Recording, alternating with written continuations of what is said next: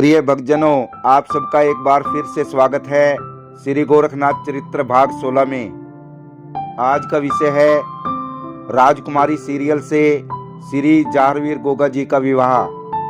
तो शुरू करते हैं आज का विषय। प्रिय भक्तजनों, बात उस समय की है जब जाहरवीर गोगा जी बगदाद से मुसलमान राजाओं की कैद से गायों को छुड़ाकर और अपनी मौसी ऐमल से मिलने के बाद वापिस ददरेड़ा नगरी के लिए लौट रहे थे। जैसे ही जाहरवीर गोगा जी राजा संजय तंवर जी की तूफा नगरी के पास आए, उसी समय राजकुमारी सीरियल अपनी मां से बाग में जाने के लिए कहने लगी। इस प्रकार राजकुमारी सीरियल अपनी माता से आज्ञा लेकर अपनी सहेलियों के साथ बाग में जा पहुंची। उधर जाहरवीर गोगा जी भी उसी बाग में आ पहुंचे। प्रिय भक्तजनों, इस प्रकार राजकुमारी सीरियल और गोगा जी की बाग में मुलाकात हुई। जाहरवीर गोगा जी राजकुमारी सीरियल का रूप देखकर मोहित हो गए और उसी प्रकार राजकुमारी सीरियल भी जाहरवीर गोगा जी पर मोहित हो गई। राजकुमारी सीरियल ने जाहरवीर गोगा जी से पूछा कि आप कौन हैं और हमारे बाग में कैसे पहुंचे। इस पर जाहरवीर जी ने कहा, राजकुमारी, मैं ददरेड़ा नगरी के राजा जेवर सिंह का पुत्र हूँ और जाहरवीर मेरा नाम है। प्रिय भक्तजनों, इस पर जाहरवीर जी ने राजकुमारी सीरियल से उसका परिचय पूछा। राजकुमारी सीरियल ने उत्तर दिया, हे राजकुमार, मैं यहाँ के राजा संजय तंवर की बेटी हूँ और सीरियल नाम है मेरा। प्रिय भक्तजनों, इस पर जाहरवीर जी ने कहा, राजकुमारी सीरियल, मुझे ऐसा लगता है कि हम पहले भी कहीं मिल चुके हैं। इस पर राजकुमारी सीरियल ने कहा, राजकुमार, मैं इस मुलाकात को हकीकत में बदलना चाहती हूँ। मैं आपसे शादी करना चाहती हूँ। प्रिय भक्तजनों, इस पर जाहरवीर जी ने कहा, ऐसा संभव नहीं है राजकुमारी सीरियल। इस पर राजकुमारी सीरियल ने कहा, ऐसा क्यों? क्या आप मुझे पसंद नहीं करते राजकुमार? जाहरवीर जी ने उत्तर दिया, ऐसा नहीं है राजकुमारी सीरियल, हम आपको पसंद भी करते हैं और तुम्हारा वंश भी हमारे बराबर का है। परंतु राजकुमारी सीरियल, मेरा जन्म गुरु गोरखनाथ के आशीर्वाद से हुआ था। मेरे जन्म का उद्देश्य यही है कि मैं दीन दुखियों और बेसहारा लोगों की मदद करूं। इसलिए मैं शादी बंधन में बंद अपने धर्म कर्म से विमुख नहीं होना चाहता। इस पर राजकुमारी सीरियल ने कहा, मैं आपसे वादा करती हूँ कि शादी के बाद मैं आपके किसी भी कार्य में हस्तक्षेप नहीं करूंगी। कृपया आप मुझे अपनी पत्नी स्वीकार करें, नहीं तो मैं अपनी जान दे दूंगी। प्रिय भक्तजनों, इस पर जाहरवीर जी सोचने लगे, सीरियल ने तो मुझे धर्म संकट में डाल दिया है, अब मैं क्या करूं। प्रिय भक्तजनों, तभी गुरु गोरखनाथ की भविष्यवाणी हुई, हे जाहरवीर, सीरियल को अपनी पत्नी स्वीकार करो, यही विधि का विधान है। सीरियल के साथ ही तुम्हारी शादी होनी लिखी है।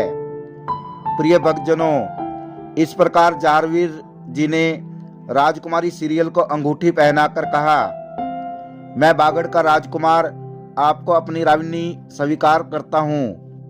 हमारे यहाँ जान देकर भी अपने वचन को पूरा किया जाता है। इतना कहकर जाहरवीर राजकुमारी सीरियल से आज्ञा ले ददरेड़ा नगरी के लिए रवाना हो गए। लेकिन उधर राजकुमारी सीरियल के पिता संजय तंवर और उनकी माता ने एक पंडित को अपने महल में बुलवाया और राजा संजय तंवर ने पंडित से कहा, पंडित जी, जैसा कि आप जानते हैं हमारी बेटी सीरियल जवान हो गई है, अतः हमें उसकी शादी के लिए एक उत्तम वर चाहिए। राजा ने कहा, पंडित जी, हमें राजकुमारी सीरियल के लिए ऐसा राजकुमार चाहिए जो हमारे तंवर वंश की बराबरी करता हो, दूर दूर तक उसका नाम हो। कहने को तो वो राजकुमार हो, लेकिन प्रजा उसको भगवान से भी बढ़कर मानती हो। दीन दुखियों की सहायता करने वाला बलशाली योद्धा हो, देखने में इतना सुंदर हो कि कामदेव भी उसकी बराबरी ना कर सके। इस पर राजकुमारी सीरियल की माता ने कहा, लेकिन महाराज, इतनी खूबियां एक ही इंसान में मिलना मुश्किल है। ऐसा तो लाखों में एक ही होगा। इस पर राजा संजय तंवर ने कहा, महारानी, हमारी बेटी सीरियल भी तो लाखों में एक है।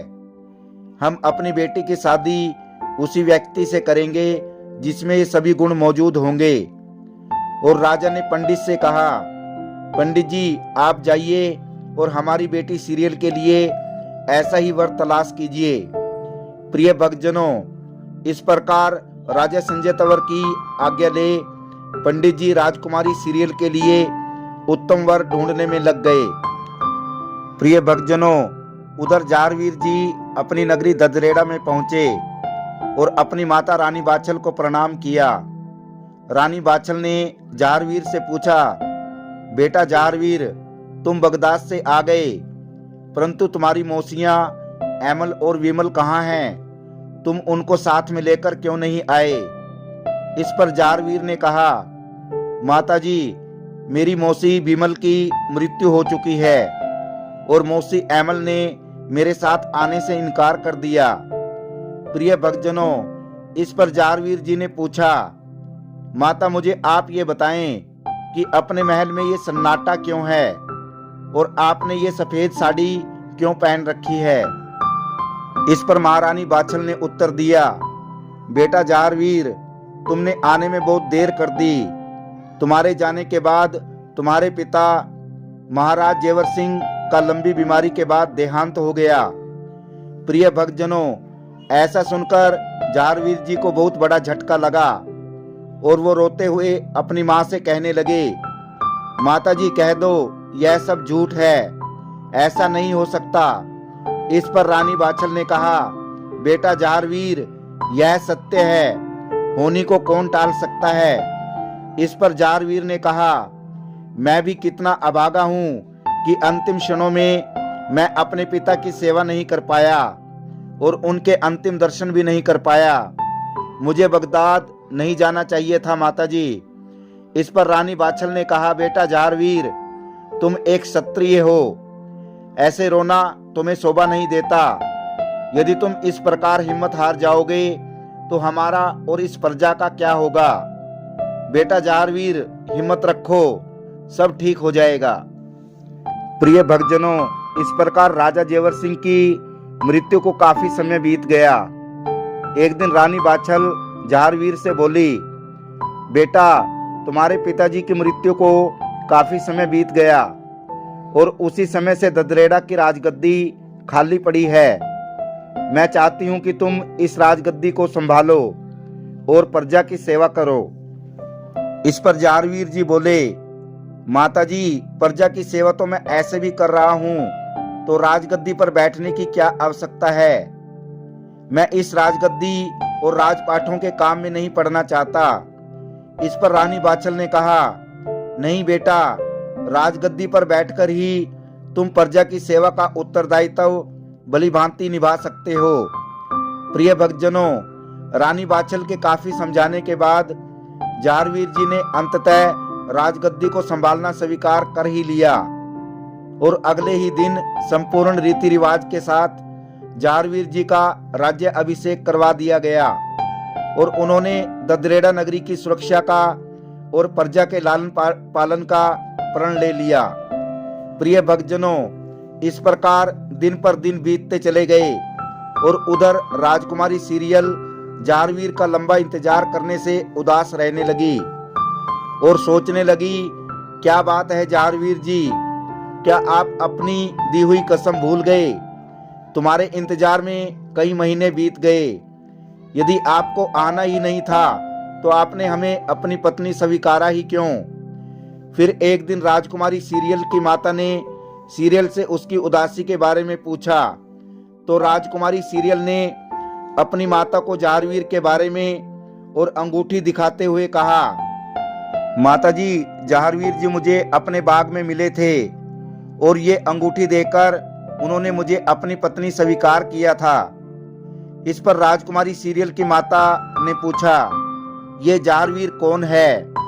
इस पर राजकुमारी सीरियल ने उत्तर दिया, माताजी, जारवीर ददरेड़ा नगरी के राजकुमार हैं। प्रिय भक्तजनों, इस पर राजकुमारी सीरियल की माताजी बोली, बेटी तुम जानती हो तुम्हारे पिता ने पंडित को तुम्हारे लिए वर ढूंढने के लिए भेजा हुआ है।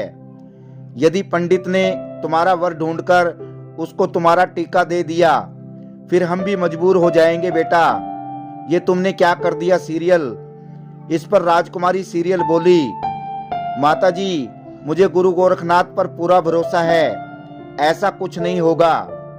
तो प्रिय बंधुओं, तभी पंडित जी राजमहल में आ पहुंचे और राजकुमारी सीरियल की माता से कहा, महारानी मैं हर जगह घूमकर आ गया और कई राजाओं से मिला, परंतु महाराज ने जैसा वर राजकुमारी सीरियल के लिए मुझे ढूंढने के लिए भेजा था मुझे कहीं भी ऐसा वर नहीं मिला। इस पर महारानी ने कहा, पंडित जी आप विवाह का टीका लेकर ददरेड़ा में जाओ, वहां के राजकुमार जहारवीर जी हैं, हमें ये रिश्ता मंजूर है। प्रिय भक्तजनों, इस प्रकार पंडित जी ददरेड़ा पहुंच गए और रानी बाछल से जहारवीर के रिश्ते की बात की। रानी बाछल ने जहारवीर से रिश्ते और पंडित के बारे में बताया, परंतु जहारवीर जी ने शादी के लिए मना कर दिया। तब रानी बाछल ने विस्तार से बताया कि तूफान नगरी के राजा संजय तंवर ने अपनी बेटी सीरियल के लिए यह रिश्ता भेजा है। इस पर जहारवीर जी ने कहा, गजब हो गया माताजी, मैं राजकुमारी सीरियल से मिला हुआ हूँ। प्रिय भक्तजनों, जहारवीर जी ने माता बाछल को बताया, बगदाद से आते वक्त मैंने तूफान नगरी के बाग में राजकुमारी सीरियल को अंगूठी दे गुरु गोरखनाथ की आज्ञा से पत्नी स्वीकार किया था। ये रिश्ता मुझे मंजूर है माताजी। परंतु माताजी मेरे पिताजी का तो देहांत हो गया है और मेरे बड़े भाई अर्जन और सर्जन मेरे साथ शादी में नहीं चलेंगे, तो माता मेरी शादी करवाकर कौन लाएगा। शादी में किसी बड़े का होना अत्यंत आवश्यक है। इस पर रानी बाछल बोली, बेटा जहारवीर तुम चिंता मत करो, मैं तुम्हारी मौसी काछल से कहकर अर्जन और सज्जन को तुम्हारी शादी में जाने के लिए तैयार करती हूँ। प्रिय भक्तजनों, लेकिन अर्जन और सर्जन ने शादी में जाने से साफ इनकार कर दिया। तब जहारवीर जी ने गुरु गोरखनाथ जी को याद कर उनको शादी में चलने का निमंत्रण दिया। प्रिय भक्तजनों, इस प्रकार गुरु गोरखनाथ अपने चेलों सहित जहारवीर की शादी में शामिल हो तूफान नगरी में पहुंचे। परंतु जैसे ही तूफान नगरी के राजा संजय तंवर को पता चला कि शादी में कोई विशेष बाराती नहीं आया है और सभी साधु और संत आए हैं, तो वह बहुत नाराज हुए और सैनिकों को आदेश दिया कि इन साधु संतों को पत्थर मारकर यहाँ से भगा दो। प्रिय भक्तजनों, जैसे ही साधु संतों ने तूफान नगरी में प्रवेश किया तो सैनिकों ने उन सब पर पत्थर की वर्षा कर दी। तभी गुरु गोरखनाथ जी प्रकट हुए और पत्थर मारने वाले सैनिकों को मंत्र द्वारा बकरी, मुर्गी और पक्षियों में परिवर्तित कर दिया। जब इस घटना की जानकारी राजा संजय तंवर के पास पहुंची तो वो दौड़कर गुरु गोरखनाथ के पैरों में गिर गए और अपनी गलती की समय याचना मांगने लगे। इस पर गुरु गोरखनाथ ने राजा को क्षमा कर दिया और उन सभी बकरी, मुर्गी और पक्षियों को पुनः सैनिकों में परिवर्तित कर दिया। तो प्रिय भक्तजनों, इस प्रकार गुरु गोरखनाथ के आशीर्वाद से तूफान नगरी में जहारवीर और राजकुमारी सीरियल का विवाह संपन्न हुआ।